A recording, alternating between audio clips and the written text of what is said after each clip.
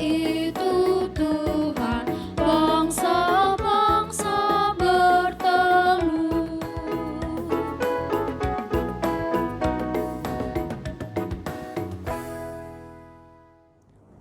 Damai sejahtera dari Allah Bapa yang melampaui segala akal dan budimu, itulah yang memelihara hati dan pikiranmu di dalam Kristus Yesus, Tuhan Juru Selamat kita.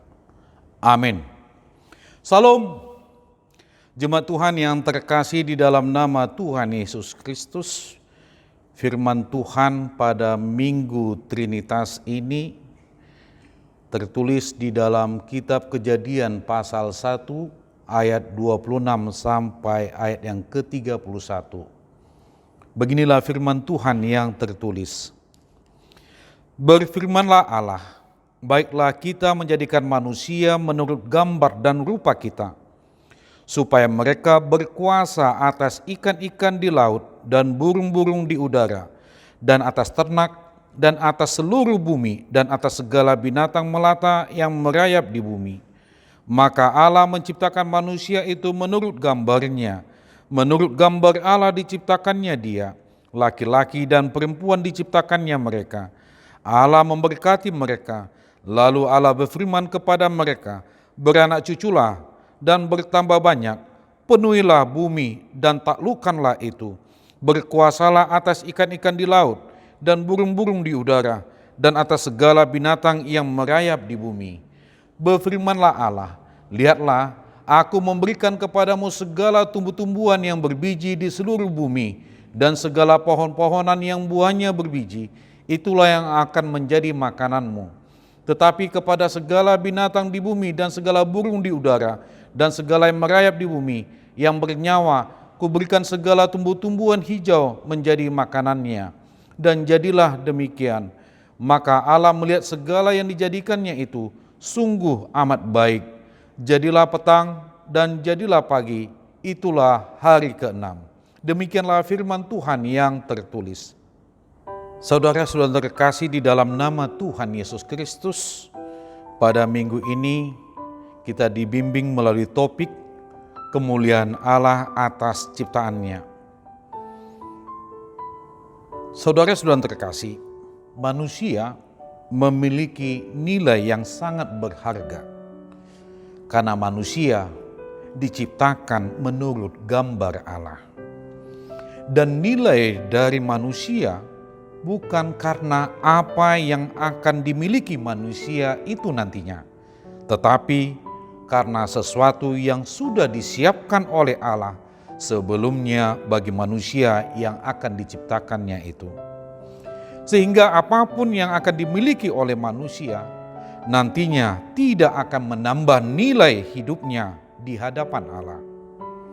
Dan begitu juga sebaliknya, apapun yang tidak dimiliki oleh manusia itu setelah diciptakan tidak akan mengurangi nilai hidupnya di hadapan Allah. Saudara-saudara yang terkasih di dalam nama Tuhan Yesus Kristus, yang menjadi pertanyaan kita, mengapa manusia itu begitu berharga? Karena manusia diciptakan dengan suatu perencanaan yang sangat rapi, terencana. Ingat, sesuatu yang direncanakan secara matang dan rapi biasanya adalah sesuatu yang sangat berharga dan penting. Mari kita lihat di ayat 26. Berfirmanlah Allah, baiklah kita menjadikan manusia. Berarti ungkapan ayat ini, Allah menciptakan manusia dalam suatu perencanaan. Bukan asal-asalan, bukan kawe-kawean, bukan instan, bukan terjadi dengan cara evolusi. Seperti yang dikatakan oleh para kaum intelektual, manusia itu adalah berevolusi dari monyet menurut teori Darwin. Tapi menjadi pertanyaan kita, Apakah bisa kita memakai itu? Kalau mau, Anda dikatakan keturunan monyet. Kan tidak. Apa yang telah diciptakan Allah itu telah jelas dan nyata dan benar, dan itu segambar dengan Allah. Itulah manusia sangat berharga. Dan itu hasil dari perencanaan yang sangat matang. Dan dalam penciptaan manusia itu tentu sudah melewati suatu proses penciptaan yang lain dalam urutan yang sangat rapi. Karena kita ketahui terlebih dahulu Allah menciptakan apa yang menjadi kebutuhan manusia. Dan disitulah nilai yang dikatakan manusia sangat berharga di hadapan Allah. Dan kalau kita perhatikan mulai dari ayat 1 sampai ayat 25, bisa kita lihat bahwa rencana Allah untuk menciptakan segala sesuatu dalam dunia ini dengan sungguh rapi. Dan puncak dari penciptaan itu adalah ketika Allah menciptakan manusia. Dan uniknya, ketika Tuhan menciptakan manusia, bukan hanya berfirman, tetapi Allah membentuk manusia itu sendiri. Disitulah letak keunikan. Makanya kenapa disebut manusia sangat berharga di hadapan Tuhan. Saudara-saudara yang terkasih di dalam nama Tuhan Yesus Kristus, sebagaimana yang menjadi pertanyaan kita, mengapa manusia itu begitu berharga? Kita ketahui, selain memiliki citra diri Allah pada manusia itu juga, manusia juga diberi kuasa oleh Allah yang tidak dimiliki ciptaan yang lain. Sebelum manusia jatuh ke dalam dosa, manusia yang diciptakan itu yang digambarkan seperti selembar kertas yang putih dan kosong, bersih, dan juga mencerminkan kemuliaan Tuhan. Tapi citra diri manusia itu rusak. Dan kemuliaan Tuhan dalam diri manusia tercoreng ketika manusia melanggar perintah Tuhan karena memakan buah yang dilarang Tuhan.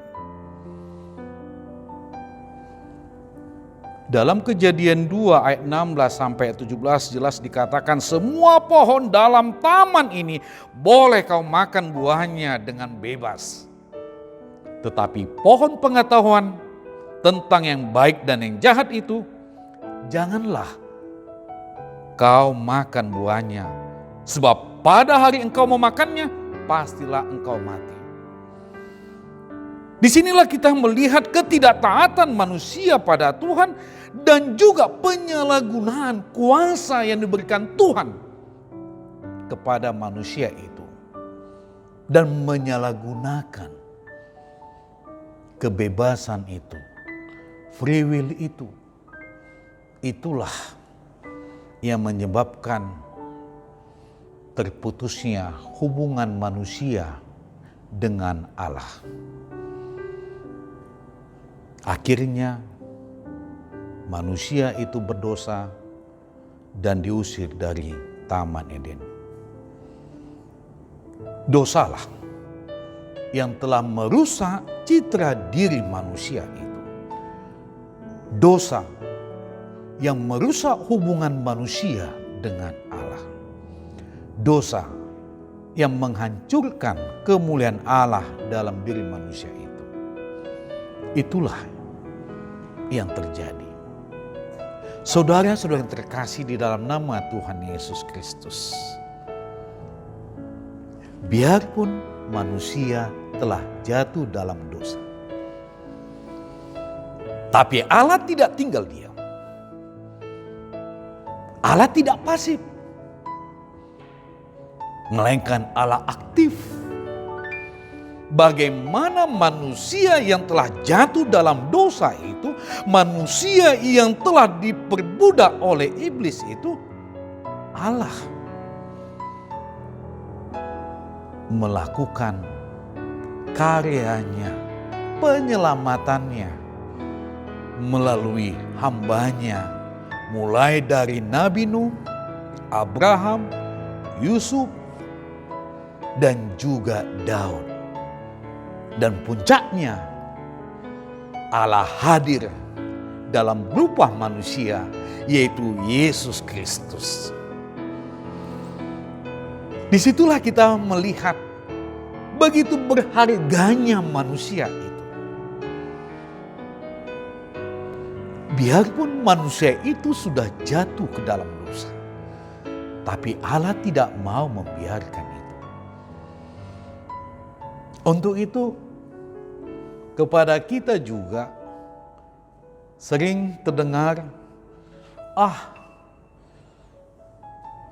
saya sudah jatuh, saya sudah jauh dari Tuhan. Karena dosa-dosa saya tidak ada nilai lagi, saya tidak ada berharga lagi. Oh tidak.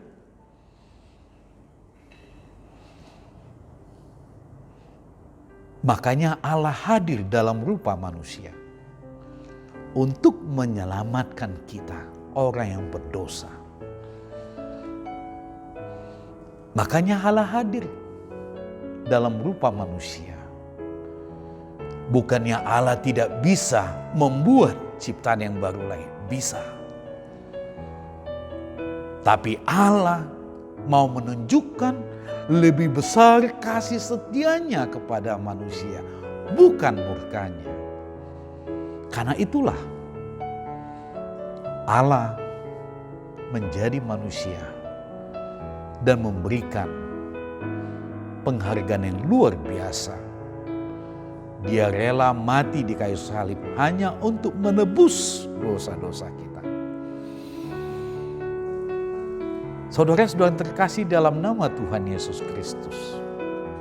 Melalui topik minggu ini, kita sudah dibimbing, dikatakan kemuliaan Allah atas ciptaannya. Sebagai manusia yang berharga, yang telah ditebus, yang memiliki nilai yang berharga. Tentu disinilah tugas kita sebagai ciptaan Tuhan. Kita diberi tugas dan tanggung jawab atas ciptaannya. Tapi sering karena kuasa yang diberikan Tuhan kepada manusia dan akibat dosa itulah kita menyalahgunakan apa yang telah Tuhan berikan kepada kita. Tapi biarpun begitu, Allah begitu pemaaf dan penuh kasih, dan Dia memberi kesempatan kepada kita. Untuk itu marilah dalam Minggu Trinitas ini kita mau menerima Yesus Kristus. Ketika kita mau menerima Yesus Kristus, maka Roh Kudus bekerja dalam diri kita. Karena melalui diri kita, bagaimana semua ciptaan Tuhan juga ikut memuliakan Tuhan. Untuk itu, kesempatan yang diberikan Tuhan ini, tetaplah kita mensyukuri semuanya itu. Bahwa kita memiliki nilai dan kita adalah berharga. Kalaupun kita telah jatuh dalam dosa, tapi Tuhan, Dia penuh pemaaf. Dia menganugerahkan Yesus Kristus untuk kita, supaya kita menjadi ciptaannya yang ikut memuliakannya.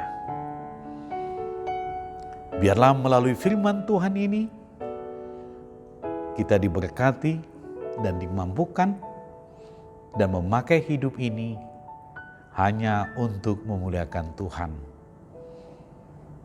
Amin. Stay at home. Tuhan memberkati kita. Marilah kita berdoa. Terima kasih ya Allah Bapa yang kami kenal melalui anak-Mu Tuhan Yesus Kristus dan Roh Kudus yang telah memberi kesempatan kepada kami dalam hidup ini.